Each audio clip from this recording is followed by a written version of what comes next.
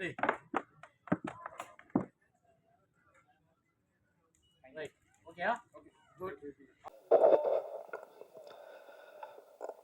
பிதா குரு தெய்வத்துக்கு வணக்கம். நான் பேசும் என் தாய்மொழி தமிழுக்கு என்னுடைய முதல் வணக்கம். சீக்கிரம் பேசி முடிச்சிடறேன், அவங்ககிட்ட இதை வீணாக்க விரும்பல, நேராக மேட்டருக்கு வந்துடுறேன். முதல்ல இப்படி ஒரு விழாவுக்கு படத்தில் நடித்தவங்க இன்னைக்கு அந்த விழாவில் வந்து கலந்துக்கிறது ரொம்ப கஷ்டமான ஒரு சூழல் இருக்கிற நேரத்தில் இவ்வளவு நேரம் பொறுமையாக இந்த விழா அழைப்புதலை ஏற்று யார் படம் யார் நடிச்சிருக்கா அப்படிங்கிறதெல்லாம் இல்லாமல் ஒரு ஃபோன் காலுக்கு மதித்து இங்கே வந்து இவ்வளவு நேரம் வெயிட் பண்ண ஒவ்வொருத்தருமே பாதம் தொட்டு என்னுடைய வணக்கத்தை சொல்லிக்கிறேன். முதல்ல யாரோ படம் எடுக்கிறாங்க, யாரோ ரிலீஸ் பண்ணுறாங்க, யாரோ நடிக்கிறாங்க, இதில் நமக்கு என்ன இருக்குங்கிறது இல்லாமல் ஒரு நல்ல சினிமா எடுக்கிறவங்களுக்கு பின்னாடி பக்கத்தில் நிற்கணும் அப்படிங்கிற ஒரு விஷயம்.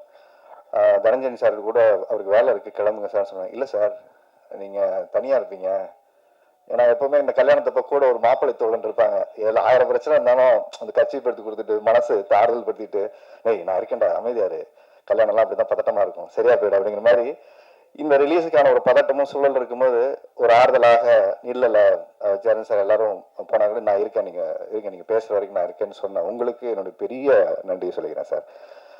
அதுக்கப்புறம் இங்கே வந்த ஒவ்வொருத்தருமே, பரத்தா இருக்கட்டும், ரொம்ப ஷார்ட் நோட்டீஸில் பிளான் பண்ணி இதுக்கு ப்ராப்பராக யார் ரிலீஸ் பண்ணணும், யார் வாங்கிக்கிறது, இதெல்லாம் ஒரு பிரச்சனை இருக்குது இன்னைக்கு. யார் வரணும், யார் பண்ணணும்னு இது எதுவுமே எதிர்பார்க்காம இந்த மேடைக்கு கூப்பிட்டோன்னே வந்த பரத், அவருக்கு முதல்ல நன்றி. பரத்துக்கு ஒரு சர்ப்ரைஸ் இருக்குன்னு சொன்ன அவரை கிளம்பி கொஞ்சம் ஒர்க் இருக்கு, ஹாஸ்பிட்டல் போயிட்டாரு. ஏன்னா அந்த படம் ஃபர்ஸ்ட் பரத் தான் நடிக்கிறதா இருந்தது, அவருக்கு போய் கதை சொல்றதா இருந்துச்சு. அதுக்கப்புறம் அடுத்த கதைக்கு டிஸ்கஷன் போயிட்டு இருக்கு, பரத்தை வச்சு படம் பண்ணலான்னு பேசிட்டு இருந்தாரு. அதான் நான் சொன்னேன், நீங்க வாங்க பிரதர், உங்களுக்கு ஒரு சர்ப்ரைஸ் இருக்குன்னு சொன்னா அவருக்கு அது இன்னும் தெரியாது, கிளம்பி போயிட்டாரு. ஏன்னா அடுத்த ஒரு 3 படம் பண்றதுக்கு அவர் டிஸ்கஷன் பண்ணிட்டு இருக்காரு. அடுத்ததாக நான் சினிமாவில் இருக்கனா இல்லையான்னு எல்லாருக்கும் ஒரு டவுட்டு. இந்த பிக் பாஸ் போயிட்டு வந்ததுக்கப்புறம் கொஞ்சம் ஆளே காணோம், நெஞ்சுக்கு நீதி படம் பண்ணாரு. அப்புறம் மக்கள்கிட்ட எனக்கு என்ன தெரியும் அப்படிங்கிறது ஒவ்வொரு நேரமும் எனக்கு தெரியறது இல்லை, ஆனால் என்னை சுற்றி இருக்கிறவங்களுக்கு மற்றவங்களுக்கு தெரியும். அப்படி எனக்கு என்ன தெரியும், என்னால் என்ன முடியுங்கிறத நம்பி இன்னைக்கு ஒவ்வொரு வாய்ப்பை கொடுத்த என்னுடைய ஒவ்வொரு தயாரிப்பாளருக்கும், ஒவ்வொரு இயக்குனருக்கும், ஒவ்வொரு டெக்னீஷியனுக்குமே இந்த நேரத்தில் நாங்கள் அவங்களுடைய பாதம் தொட்டு நன்றி சொல்லிக்கிறேன். அதுக்கு அடுத்ததாக எனக்கு பிக் பாஸுக்கு அப்புறம் எனக்கு ஒரு பெரிய வாய்ப்பை ஏற்படுத்தி கொடுத்த வாத்தமலாவுடைய producer Cheers Entertainment, Cheers Music, அவங்க அபிமேம்க்கு அண்ட் செல்வா சாருக்கு ஒரு பெரிய நன்றியை சொல்லிக்கிறேன். எனக்கு வெளியில் நான் ஷூட்டிங் போகிறேன், எல்லா ஊர்களுக்கு போகிறேன், எல்லா இடங்கள்லையும் அவங்க சொல்கிற ஃபஸ்ட்டு விஷயம் நெடுஞ்சாலை சார், மாயா சார், அடுத்து வந்து பிக் பாஸ் சார், அடுத்து இப்போ போய் சேர்ந்துருக்கிறது சார் உங்கள் வாத்தமலை நல்லா இருக்கு சார், அந்த ஷோ பயங்கரமாக பேசுகிறீங்க சார், அது நல்லா பண்ணுறீங்க சார், நிறைய நல்ல நல்ல விஷயங்கள் நாங்கள் லைஃப்பில் என்ன பேசுகிறோமோ அதை அப்படி ரிஃப்ளெக்ட் பண்ணுங்க சார், அதை விடாமல் பண்ணுங்க சார்ன்னு சொல்லும்போது ஒரு எளிவனுடைய குரலாக அந்த ஒரு ஷோ இன்னைக்கு உயிர்ப்போடு இருக்குன்னா, இப்படிப்பட்ட ஒரு ப்ரொடியூசர் பணத்தை பார்க்காம மக்களுக்கு கொண்டு போய் சேர்க்கக்கூடிய ஒரு ஷோவா இன்னைக்கு மாறி இருக்கு சக்சஸ்ஃபுல்லா. அவங்க என்கிட்ட ஒரு ப்ராமிஸ் பண்ணாங்க, நான் உள்ள வரும்போது, நான் உள்ள வேணான்னு சொல்றதுக்காக தான் உள்ள பண்ணேன். நமக்கு எது எப்படி இவ்வளவு நேரம் பண்ண முடியும், நமக்கு நடிக்க தெரியும், அங்க போய் ஷோ எப்படி ஹேண்டில் பண்ண பழக்கம் இல்லை. இல்ல உன்னால முடியும், ஃபர்ஸ்ட் உன்னை யாரும் எனக்கு தெரியாது, அப்புறம் சொன்னாங்க நீ அப்படி இப்படிலாம் சொன்னாங்க, நீ இப்ப பயங்கரமா பேசுவேன், பிக் பாஸ்ல அப்படி பேசுவேன் இப்படி பேசுவேன், எப்படி பேசுறியோ எனக்கு தெரியாது, கொஞ்சம் ஆரண்டி பண்ண, நீ எவ்வளவு அடிச்சாலும் தாங்குற ஆளா இருக்க, அதனால தைரியமா இந்த ஷோ பண்ண கரெக்டான ஆள் நீங்க தான். 2-3 பேர் ஷார்ட் லிஸ்ட் பண்ணோம், அதனால கரெக்டான ஆடு நீ தான், நீ வா அப்படின்னு சொல்லி உள்ள தூக்கி போட்டாங்க. ஸோ அவங்க ஒரு ப்ராமிஸ் பண்ணாங்க, 1 வருஷம் அந்த ஷோ பல கிடைச்சிட்டு நீங்க பண்ணுங்க, அது ஒரு இடத்துக்கு போய் சேரும் அப்படின்னு சொன்னாங்க. அதே மாதிரி 1 வருஷம் அந்த ஷோ முடிஞ்சு லாஸ்ட் ஒரு ஃபியூ வீக்ஸ் மேக்ஸ் டிஆர்பியில் இது வரைக்கும் கலைஞர் டிவிலே ஹையஸ்ட் டிஆர்பி ஒரு ஷோ ஹிட் ஆச்சு. அதாவது பக்திமான் மனைவிகளிடம் மாட்டிய கணவர்கள் அப்படிங்கிற அந்த ஷோ ஆல்மோஸ்ட் 1 பாயிண்ட்டுக்கு மேலே டிஆர்பி ஒரு பெரிய சக்ஸஸ்ஃபுல்லாக அது இருந்துச்சு. கலைஞர் டிவின்னு கூப்பிட்டு எல்லாருமே பாராட்டினாங்க, மேம் எல்லாருமே பாராட்டினாங்க.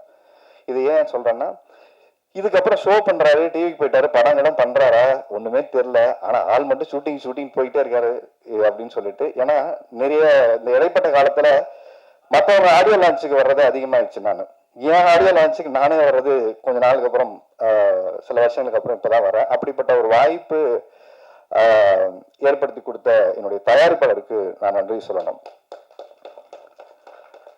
தயாரிக்கிறது முக்கியமா தயாரிப்பாளருக்கு ஏன் நான் நன்றி சொல்லணும் அப்படின்னா, இந்த படம் பண்ணதுக்கு சூரி எனக்கு ரொம்ப நண்பர், லக்ஷ்மண் எல்லாருமே எனக்கு ஃப்ரெண்ட், ஏற்கனவே படம் பண்ணியிருக்கோம்.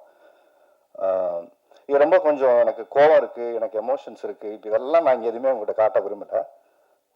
ஏன்னா நிறைய அவமானங்களை தாண்டி தான் ஒவ்வொரு கலைஞர்களுமே இந்த சினிமாவுக்கு வராங்க. அவமானப்படாத யாருமே வர முடியாது.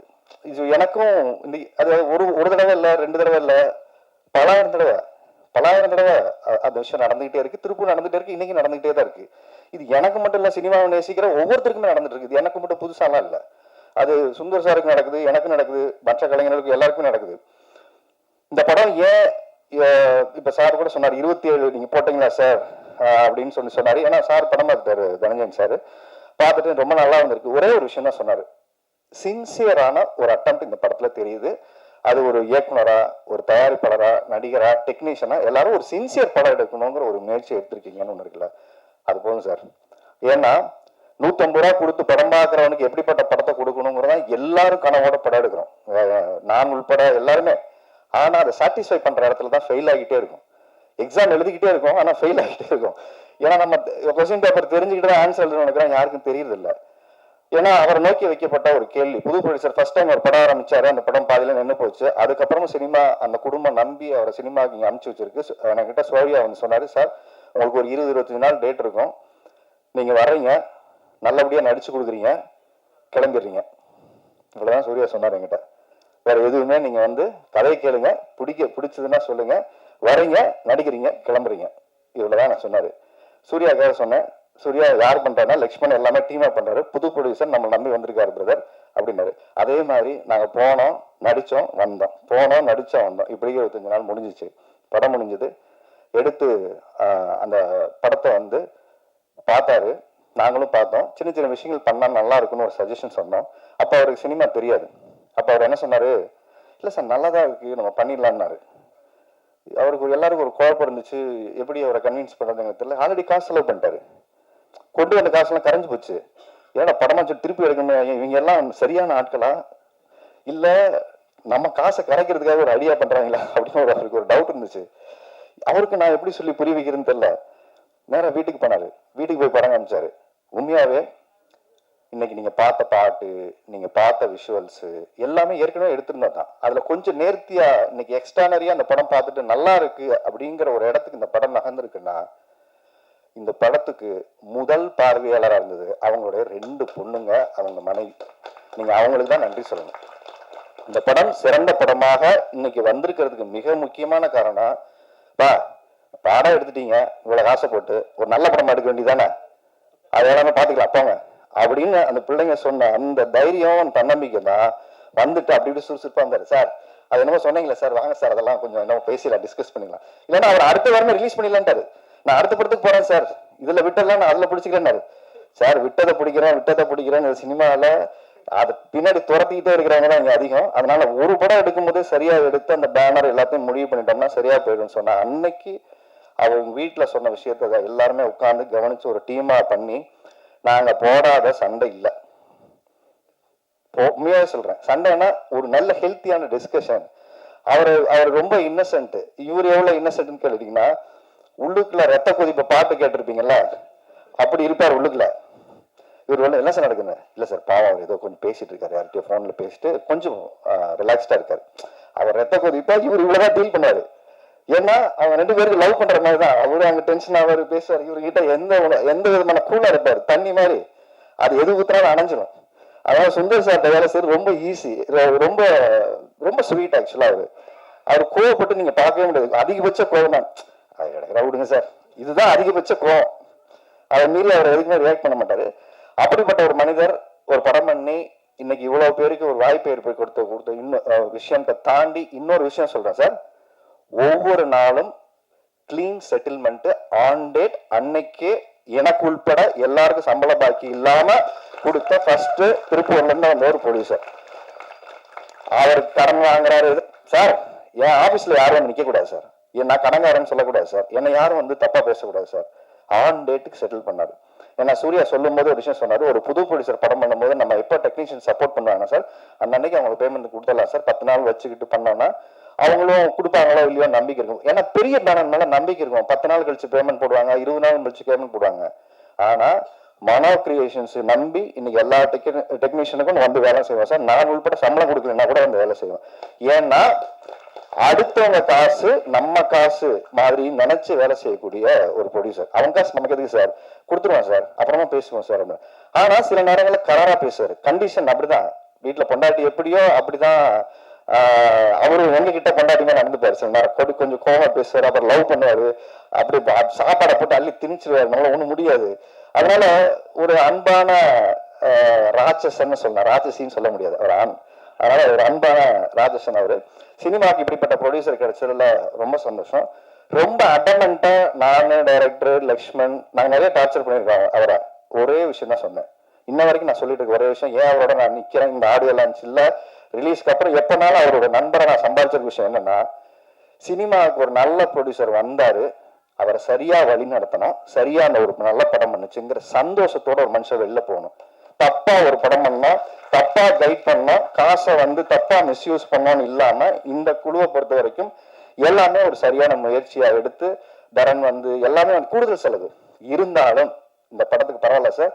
இதுக்கு அதனாலதான் இப்ப சார் சொன்ன ஸ்கேலுக்கு இந்த படம் மாறினதுக்கான காரணம் என்னன்னா, அடுத்து 25 நாள் நம்ம ஷூட் பண்ணிருக்கோம். ஸோ இந்த படம் ஒரு 45 நாள் 48 நாள் ஒரு பெரிய படத்துக்கான செலவை இன்னைக்கு இந்த படம் பண்ணி இந்த நம்பிக்கையோட வந்திருக்கு. அடுத்து அவர்கிட்ட வச்ச ஒரு கேள்வி, ஆரிய நம்பி எதுக்கு இவ்வளவு காசு போட்டு படம் எடுக்கிறீங்க? அவர் வந்து பிக் பாஸ் போயிருக்காரு, அவர் ஆல்ரெடி படம் பண்ணி அவர் பல வருஷம் ஆச்சு. அவர் தேட்டருக்கு வந்து அவருக்கு என்ன பிசினஸ் இருக்கு, இப்ப என்ன பெரிய குறை மண்டை குழம்பு போய் தர்றாங்க, எனக்கு எவ்வளவு பிசினஸ் இருக்குன்னு யாருக்குமே தெரியல, எனக்குமே தெரியல. அதாவது ஓடலைன்னு சொல்லி ஒரு நம்பரை சொல்லலாம், ஓடி இருந்தா ஓடி இருக்குன்னு சொல்லி ஒரு நம்பரை சொல்லலாம். ரெண்டுமே சொல்ல முடியாத ஒரு நம்பர் இருக்கும்போது அவரு சொன்ன ஒரு விஷயம், டிஸ்ட்ரிபியூட்டர் கிட்ட அவர் வந்து பேசியிருந்தாரு. அவர் சொன்ன விஷயம், சார் இந்த பக்கம் மைனஸ்லயும் இல்லை, இந்த பக்கம் பிளஸ்லயும் இல்லை, நான் சேஃபா இருக்கேன் சார். ஏன்னா ஜீரோக்கு பக்கத்துல எத்தனை நம்பர் வேணா போடலாம் சார், ஆனா மைனஸ்ல போயிட்டா திருப்பி எடுத்துட்டு வர்றது கஷ்டம் சார். யாருக்கும் அறிமுகம் இல்லாத ஒரு முகத்தை நான் எடுத்துட்டு வரல. ஆனா இந்த படம் மூலியமாக நான் எப்படி நீங்க நெடுஞ்சாலை ஒரு படம் பெரிய வீட்டுக்கு கொண்டு போய் சேர்த்துச்சு, எப்படி மாயா அவங்களுக்கு ஒரு அங்கீகாரத்தை ஏற்படுத்தி கொடுத்துச்சு, அப்புறம் நாகேஸ்வரியம் ஒவ்வொரு படங்களும் ஒவ்வொரு அங்கீகாரத்தை ஏற்படுத்தி கொடுக்குதோ, இன்றைக்கு வெற்றி அடைஞ்ச ஹீரோக்கள் நிறைய பேர் இருக்காங்க. பிசினஸ் உள்ள ஹீரோக்கள் அவர் சொன்ன விஷயம், அவர்கிட்ட சொன்ன விஷயம், வெற்றி அடைஞ்ச ஹீரோக்கள் பல பேர் இருக்காங்க. இன்னொன்னு அடுத்த கட்ட நகர்வை நோக்கி நகரக்கூடிய ஹீரோக்கள் இருக்காங்க. இந்த ரெண்டு பேருக்கு இடையில போராடக்கூடிய பல நல்ல ஹீரோக்கள் இந்த சினிமாவில் இருக்காங்க சார். அவங்களுக்கான வாய்ப்புங்கிறது வந்து இங்க யாரோ ஒருத்தர் ஏற்படுத்தி கொடுத்துதான் சார் எல்லாருக்கும் நடந்திருக்கு. ஏன்னா அவருக்கு இவ்வளவு புரிதல் இருக்கும் எனக்குமே தெரியல சார். ரஜினியை ஃபர்ஸ்ட் படம் பண்ணும்போது யாருக்கும் தெரியாதுல்ல சார். இன்னைக்கு நமக்கு ரஜினி சார், இன்னைக்கு விஜய் சார், இன்னைக்கு அஜித் சார், யாரு எப்ப மாறுவாங்கன்னு யாருக்குமே தெரியாது சார். ஒரு படம் தான் அவங்க வாழ்க்கையை மாத்திருக்கு சார். காந்தாராங்கிற ஒரு படம் கர்நாடகத்துல இருந்து இன்னைக்கு வந்ததுக்கு அப்புறம் அந்த ஹீரோ நமக்கு யாருக்குமே தெரியாதுல்ல சார். ஃபர்ஸ்ட் படம் பண்ணும்போது தெரியாது. எந்த நம்பிக்கையில் அவங்க 30 கோடி போட்டு காசு எடுத்தாங்க, அந்த நம்பிக்கை ஏன் சார் நமக்கு இருக்க மாட்டேங்குது அப்படிங்கிற அந்த கேள்வியை அதே லவ் டுடே படமா இருக்கட்டும் இவர் சொன்ன உதாரணம் சொன்னது. அப்போ யாரையோ நம்பி யாரையோ காசு போட்டாதான் சார் இந்த படம் ஜெயிக்க முடியும். அப்படி யாரையோ நம்பி போடுறதுக்கு நான் உங்களை நம்பி காசு போட்டேன் சார், கட்டாயம் இந்த படம் எனக்கு கரை சேர்க்கும் சார். அதனால நான் கவலைப்படலை சார். அதுக்கப்புறம் இந்த படத்தை கொண்டு போய் சேர்க்கிற ரிலீஸ்ல இருக்கக்கூடிய சிரமங்கள், அவரு எஃப்எம்எஸ் பிசினஸ் இதெல்லாம் பேசும்போது நிறைய சிக்கல்களை தாண்டி எனக்கு தெரிஞ்சு வடிவேல் சொல்ற டைலாக் மாதிரி எவ்வளவு அடிச்சாலும் தாங்கக்கூடிய ஒரு ப்ரொடியூசரா மாறிட்டாரு. குனிகிறாரு, அடி இந்த பக்கம் அடிங்கடா அந்த பக்கம் அடிங்கடா இப்படி கேக்குறீங்களா அப்படின்னு டைரக்டாரு. ஸோ ஏன்னா அவருக்கு இங்க தெரியல, முன்னாடி சொல்லும் போது அதுக்கு வந்து அவருக்கு ஃபர்ஸ்ட் எல்லாம் ஃப்ரெஷ்ஷா இருந்துச்சு சார். ஒரு இடத்துல பிசினஸ் பேசும்போது கரெக்டா ஒரு கைட்லைன்ல போலன்னா சுத்திடும் சார் அப்படிங்கும்போது இப்ப அவர் நிறைய பேர் சுத்தல் வர்றாங்க. இப்ப கொஞ்சம் ட்ரெயின் ஆயிட்டு அவரை எல்லாத்தையும் சுத்தல் வர்றாரு. இவ்வளவுதானே படம், வாங்க வாங்க பாத்துக்கலாம் அப்படின்ட்டு. அதனால 27 ஃபிக்ஸ் பண்ணிட்டு கூட அதான் சொன்னாரு, இல்ல சார் ஃபிக்ஸ் பண்ணிட்டு அடுத்து 2 மாசம் வந்து நமக்கு லீவு இல்ல சார், எக்ஸாம் வருது, நிறைய பணம் போட்டிருக்கு சார், பண்ணிட்டோம், ஜனநாயகம் தள்ளி போயிடுச்சு சார், இந்த கேப்பை ஃபில் பண்றோமோ இல்லையா சார், நாம தேட்டரை ஃபில் பண்ணுவோம் சார்னு சொன்னார். கேப்பை ஃபில் பண்றதுக்கு நிறைய படம் வரலாம் சார், தேட்டரை ஃபில் பண்ணக்கூடிய ஒரு நல்ல படம் கொடுத்துருவோம் சார் அப்படிங்கிற ஒரு நல்ல முயற்சியோட இந்த படம் எடுக்கப்பட்டிருக்கு. எனக்கு ஆதங்கம் கோபம் இதெல்லாம் சொன்னதுக்கு பின்னாடி என்ன விஷயம்னா, எங்கோ ஒருத்தர் யாரோ ஒருத்தருக்கு வாய்ப்பு கொடுத்தா மட்டும்தான் எல்லாருமே அடுத்த கட்டத்துக்கு நகர்வாங்க. இல்லைன்னா அந்த வாய்ப்பு கொடுக்கக்கூடிய ஒவ்வொரு தயாரிப்பாளருக்கும் நம்ம நன்றி உள்ள இதா இருக்கணும். எனக்கு வாய்ப்பு கொடுத்த என்னோட தயாரிப்பாளருக்கு நான் நன்றி உள்ள ஆளா இருக்கணும்னு நினைக்கிறேன். ஏன்னா நான் உதவி இந்த படம் பண்ணோம், ஜெயிக்கணும், அவ்வளவுதான். ஏன்னா நான் 5 கோடி ரூபாய் போட்டு நீங்க படத்தை பண்றவருக்கு நான் கொடுத்த இந்த சின்ன காசு ஒன்றும் பெரிய காசு கிடையாது. ஆனா நான் காசு கொடுக்குறேன்னு இது ஏன் படத்துக்கு காசு கொடுக்கல, இது நம்ம படம். நாங்க சார் ஒரு பிரச்சனை வரும்போது ஒரு இடத்துக்கு நான் இந்த படத்தை நம்பலைன்னா அப்ப யாரும் நம்புவா? எனக்கு ஒரே கேள்விதான் இருந்தது. நானே இந்த படத்தை நம்பல அப்படின்னா நானே போவேன். அப்ப இந்த சுயநலமா ஒரு இடத்துல இருக்கும்போது என் சம்பளம் எனக்கு கொடுத்துருங்க சார், நான் வாங்கிட்டு போறேன்னு இல்லாம நாம எல்லாம் ஒரு இடத்துல நின்று இந்த படம் பண்ணுங்கிற முடிவோட வந்திருக்கோம். அதுக்கப்புறம் ஒரே விஷயம் சார், இன்னொரு விஷயம் சொன்னாங்க, அது ரொம்ப ஹர்ட்டிங்கா இருந்துச்சு எனக்கு வந்து. ஏன்னா எனக்கு இது சினிமா வரும்போது சொன்னாங்க, இந்த மூஞ்சியெல்லாம் யார் பாப்பா அப்படின்னு சொல்லி ஒரு விஷயம் சொன்னாங்க. அதுக்கப்புறம் இந்த மூஞ்சியை நம்ம ஒரு இடத்துக்கு போராடி வர வேண்டியது இது எல்லாருக்கும் நடக்க வச்சு. ஆனா இப்ப சொன்ன விஷயம் சார், அவர் பிக் பாஸ்க்கு வந்தாரு, 16 கோடி ஓட்டு போட்டாங்க, அவருக்கு எந்த மக்கள் வந்து தியேட்டருக்கு ஓப்பனிங் வரும் எப்படி பார்ப்பாங்க அப்படிங்கிற ஒரு கேள்வி எல்லாரும் கேட்குறாங்க சார் அப்படின்னு ஒரு விஷயம் சொன்னாங்க. நான் அவங்களுக்கெல்லாம் ஒரே பதில் தான் இப்போ நான் சொல்ற வேண்டிய விஷயமா நான் பதில் சொல்றேன். நான் பிக் பாஸ்ல போகும்போது எனக்கு இத்தனை பேர் ஓட்டு போடுவாங்க, எனக்கு இவ்வளவு பேர் சப்போர்ட் பண்ணுவாங்க, எனக்கு இவ்வளவு பெரிய ஆதரவு இருக்கும், எதுவுமே எனக்கு தெரியாது. எதுவுமே எனக்கு தெரியாது. நான் சினிமாவுக்கு வந்த காலத்துல இருந்து என் பாக்கெட்ல எவ்வளவு இருக்கோ 10 ரூபாய் இருக்குன்னா என் குடும்பத்துக்கான தேவை போக 1 ரூபாயோ 4 நாளோ செலவு பண்ண அந்த மக்களுக்கும் இந்த சமுதாயத்துக்கும் செலவு பண்ணுங்கிற என்னோட எண்ணங்கள் அன்னையிலேருந்து இன்னைக்கு வரைக்கும் மாறல. கோடிக்கணக்கில் சம்பாதிச்சதுக்கு அப்புறம் இந்த சமூகத்துக்கு செய்வோம்னு நினைக்கல. அன்னைக்கு காசு இல்லாத போதும் போராட்டத்தில் போய் உட்கார்ந்தோம், சமூகத்துக்கு வேலை செஞ்சோம். அப்போ இன்னைக்கு நம்ம உள்ள போகும்போது எனக்கு அன்னைக்கு நான் என்னுடைய வேலைய நான் செய்யறேன், அது சரியா இருந்தா எனக்கு சப்போர்ட் பண்ணுங்க, இல்லையா எதை சரி பண்ணிக்கலாம்னு சொல்லுங்க, திருத்திக்கணும், அவ்வளவுதான் எல்லாருக்கும் வாய்ப்பு. அதனால எல்லாருமே பிறக்கும் போது இங்க யாரும் ஸ்டாரா வந்தெல்லாம் பிறக்கிறது இல்லை. இங்க stars R mat not born. இதை முதல்ல நம்ம எல்லாரும் புரிஞ்சுக்கணும். நாளைக்கு நீங்களும் ஸ்டார் தான், அவரும் ஸ்டார் தான், அவரும் ஸ்டார் தான். நாளைக்கு இந்த நான் அடுத்த படம் பண்றேன், எனக்கு மாரி சார் உட்காந்துருக்காரு, என்னோட கேமராமேன் உட்காந்துருக்காரு, மியூசிக் டைரக்டர் ஹமரா உட்காந்துருக்காரு, பாண்டியன் உட்காந்துருக்காங்க. தேர் நெக்ஸ்ட் ஸ்டார்ஸ், அடுத்த ஜென்ரேஷனுக்கான ஸ்டார்ஸ் தான் அவங்க எல்லாருமே. அப்போ எங்கோ ஒரு இடத்துல யாரோ நம்பிக்கையாக கொடுக்குற வாய்ப்பு தான் ஒரு மனிதன் இங்க மாத்துது.